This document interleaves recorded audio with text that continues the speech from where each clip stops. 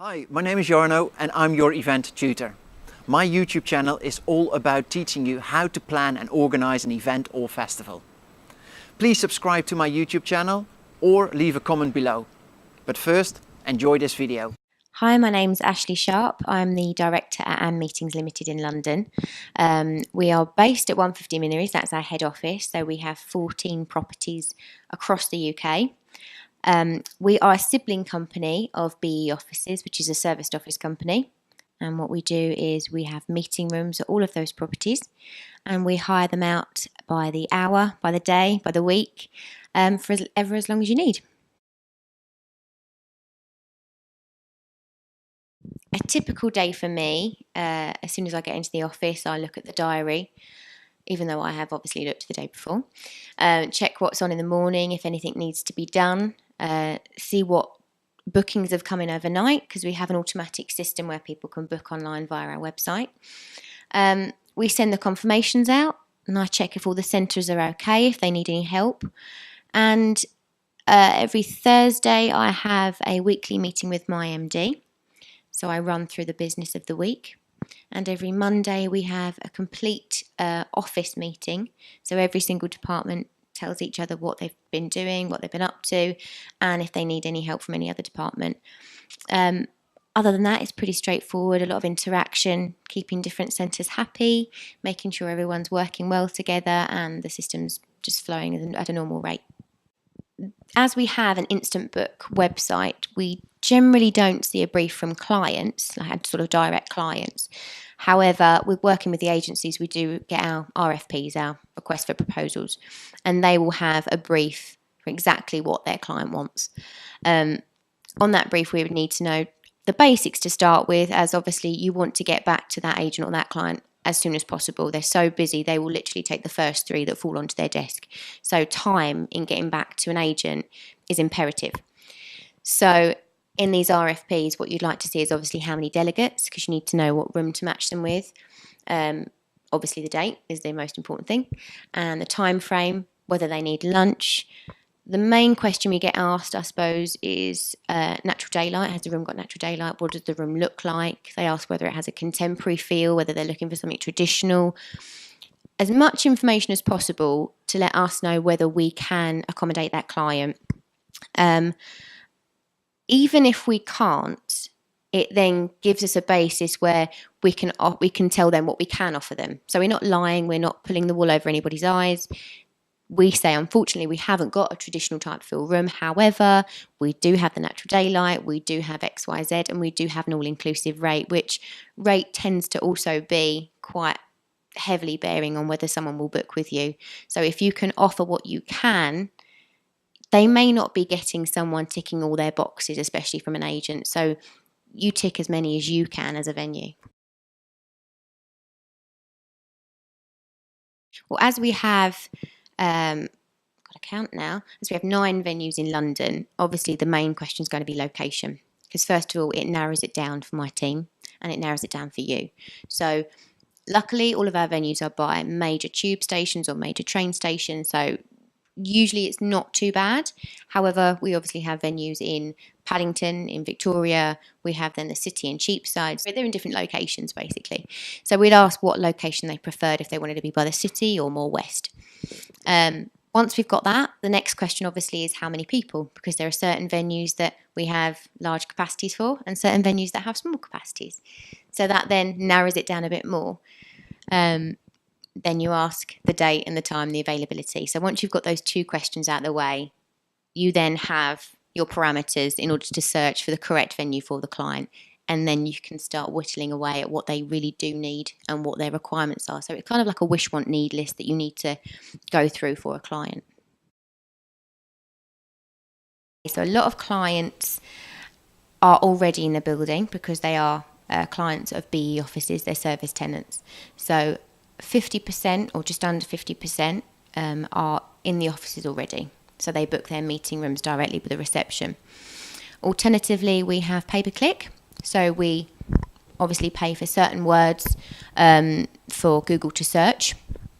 And every time someone hits, say, a certain phrase, say Meeting Rooms London, we will see how much we need to pay to get at the top of that list for people to be able to find us first. We obviously follow all of the Google guidelines as well, so we never duplicate any of our text on any of our websites or any agency websites that we put up. We heavily market on all social media platforms.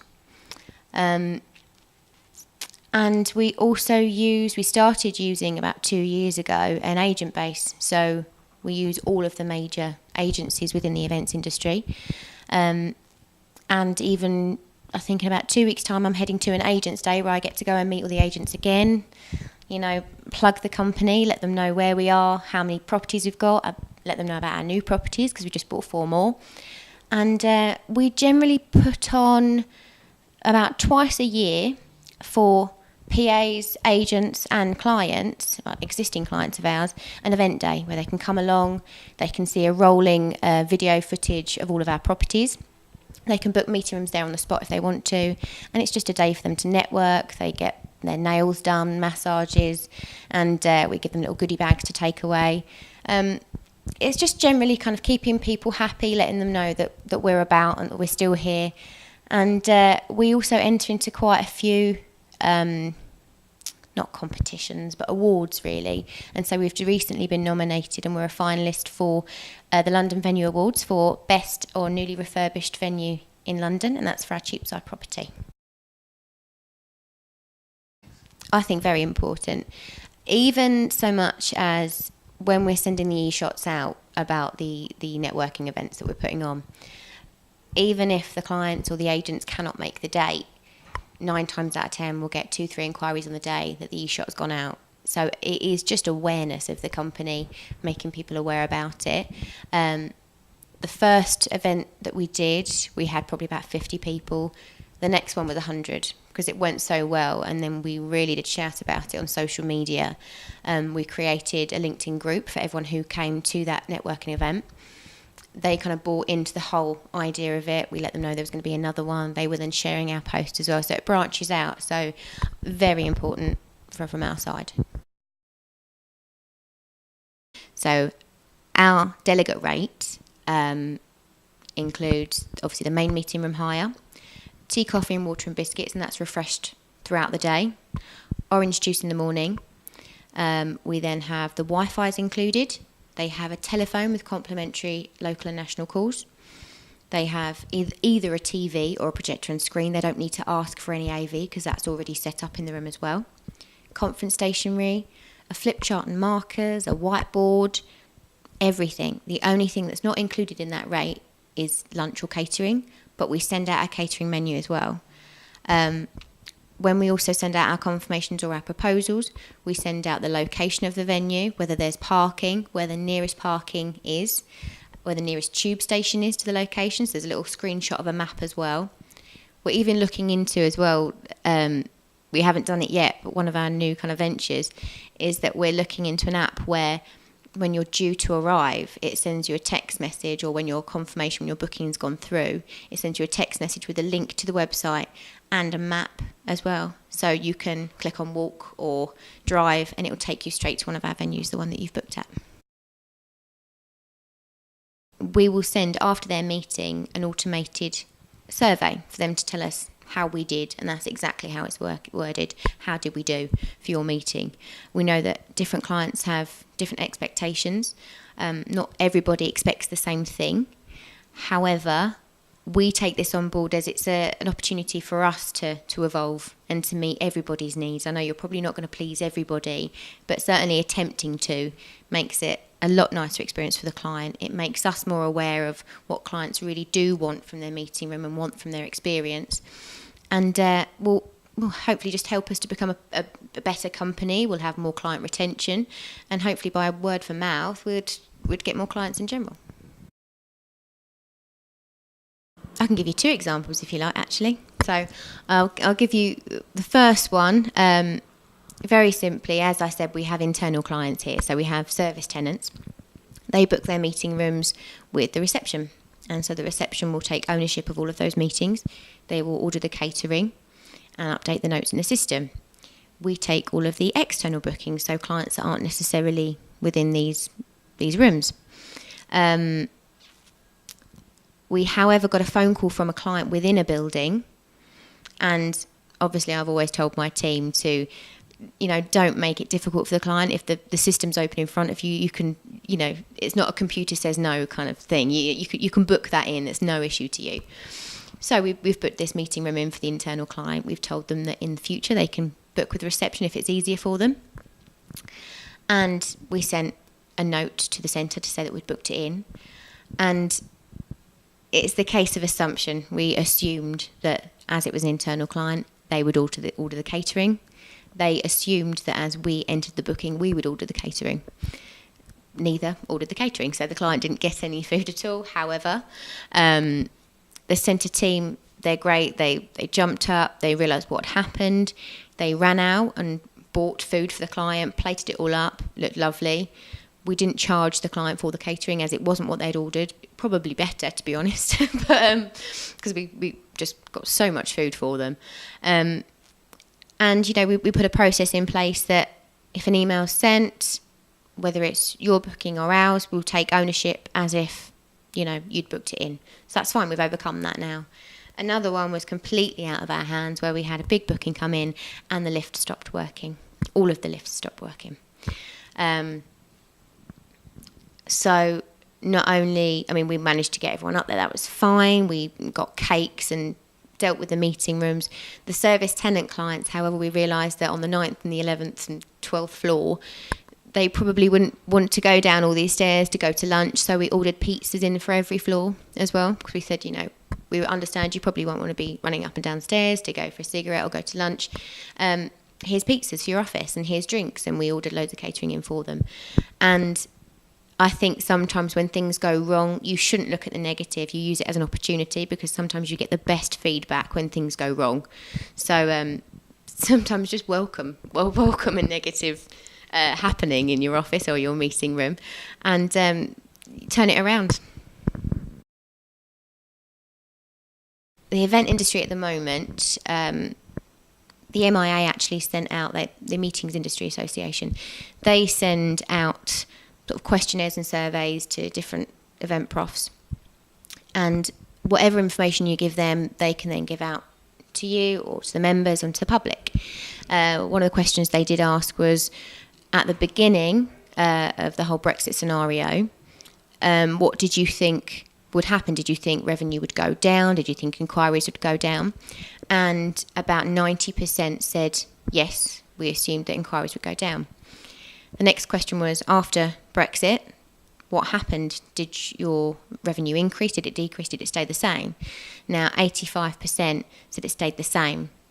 10% said it increased. And 5% said it decreased. So, I can only speak on behalf of our meetings. There was a lot of uncertainty. There still is, and I think there still will be for the next 2-3 years. However, we have just probably we've just bought 4 new properties in what was seen as the most unstable period of time for a long while.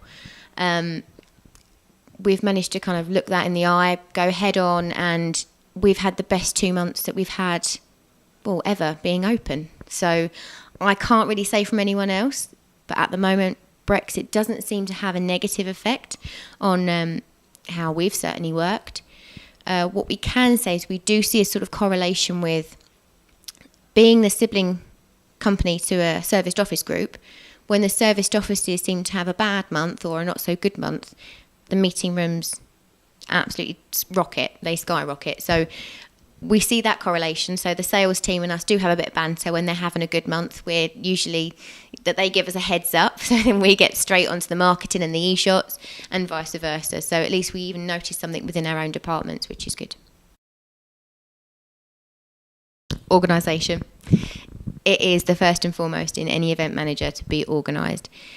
If you think that you're going to be working for an event company where you pick up the phone and deal with a booking, put the phone down and carry on dealing with it, and then 10 minutes later you'll get another booking, that's wrong. You'll have emails coming in, you'll have a phone call going, you'll put the phone down just as you're doing one booking, the next phone will ring. You need to be organised, and however way you decide to do that, that's where you're going to thrive. If you can get your organisation right, then you're fine. I would say if somebody, say, hasn't booked an event before, so dealing with people who aren't necessarily aware on what's needed when booking events, so what questions they need to ask. People will turn up at 7 a.m. in the morning, even though you've sent an email to say that the centre opens at 8:30. I think also we have like a one-stop shop process in our company where our team deal with everything from start to finish. So they will deal with getting the client, so proactively dealing with the booking, taking payment, doing the follow-up. Sometimes I think dealing with the payment isn't the nicest kind of area, because you build up a relationship with a client, and then to ask somebody for money can sometimes cause a bit of tension and can be uncomfortable. But you get used to it. So I don't think... I would say that's probably the only real difficulty. I would say, honestly, maybe book a meeting or a conference, be on the other end, see what you expect, what you would like to see from your event planner, your event manager, and then be the person that you want to see. That's probably the best bit of advice I could give. Thanks for watching this video. I hope you enjoyed it. My name is Jarno, your event tutor. Please subscribe to my YouTube channel and do check out my other videos. See you next time.